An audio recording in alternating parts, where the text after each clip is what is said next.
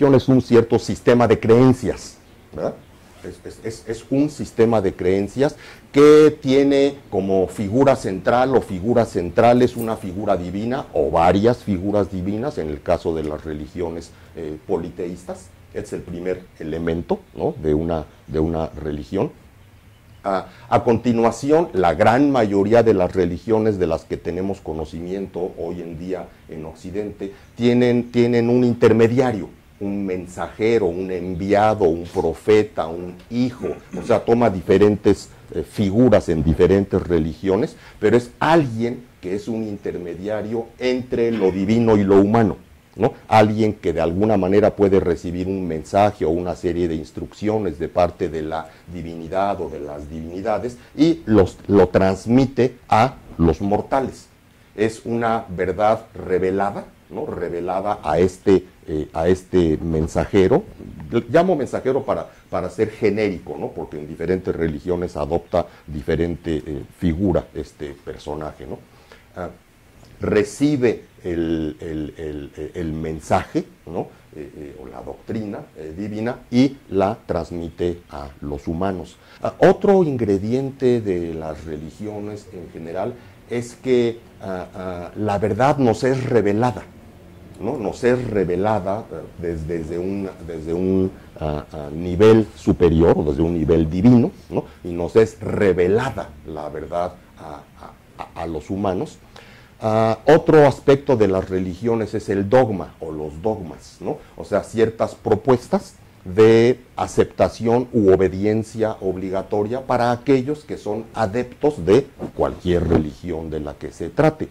Los dogmas son ciertas afirmaciones, ciertas propuestas que a veces pueden sonar lógicas, a veces pueden sonar ilógicas, al menos al nivel de la lógica que nosotros alcanzamos a comprender, pero se exigen, ¿no?, como de aceptación, como el requisito de aceptación de estos dogmas para poder considerarse adepto de dicha religión. Y luego, desde luego, hay pues la liturgia, ¿no? Hay una cierta manera de practicar, ¿no?, las enseñanzas de la religión de la que se trate.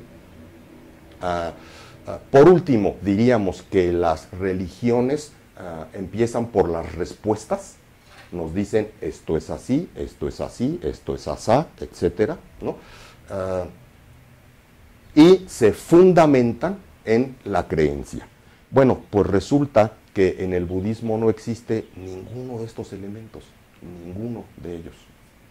No existe la figura divina, ni una ni muchas, ¿no? No hay figuras divinas. El Buda no es una figura divina. En unos instantes más les voy a explicar de qué se trata, ¿no? Entonces, no hay figuras divinas, ni una ni muchas. No hay un mensajero.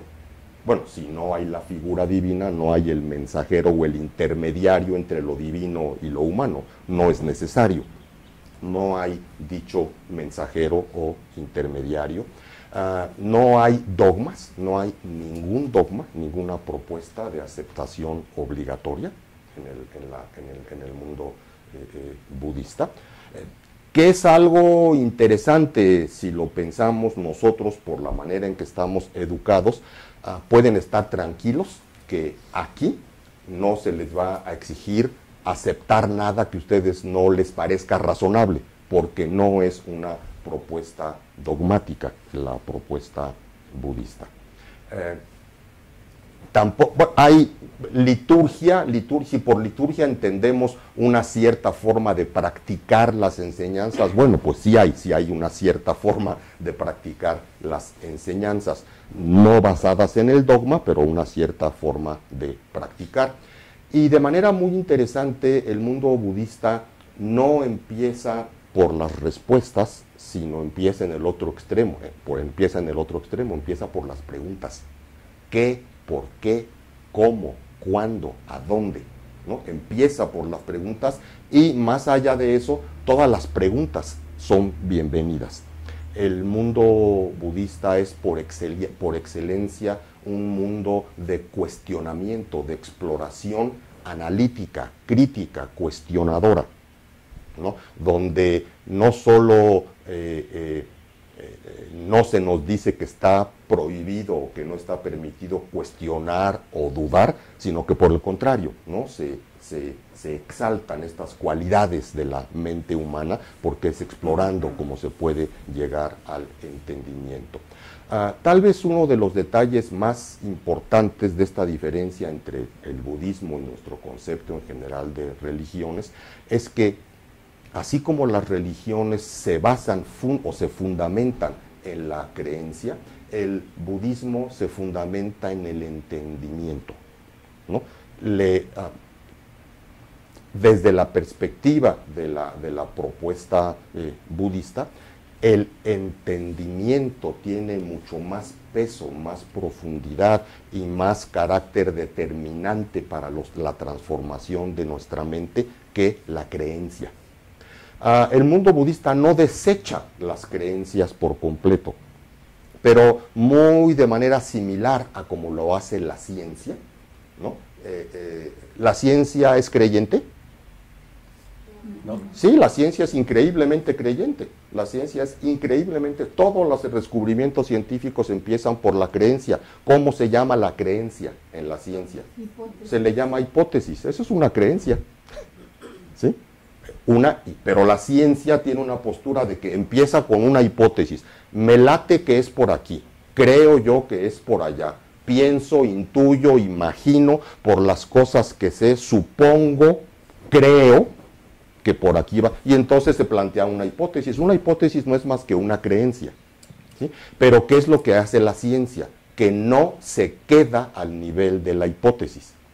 La hipótesis la somete a la experimentación, a las pruebas correspondientes del caso, ¿no? Y después de haber hecho la suficiente experimentación, o bien confirma la hipótesis y la hipótesis deja de ser hipótesis, se convierte en certeza, ley científica o como querramos llamarle, deja de ser hipótesis porque se convirtió en certeza como lo demostró el experimento.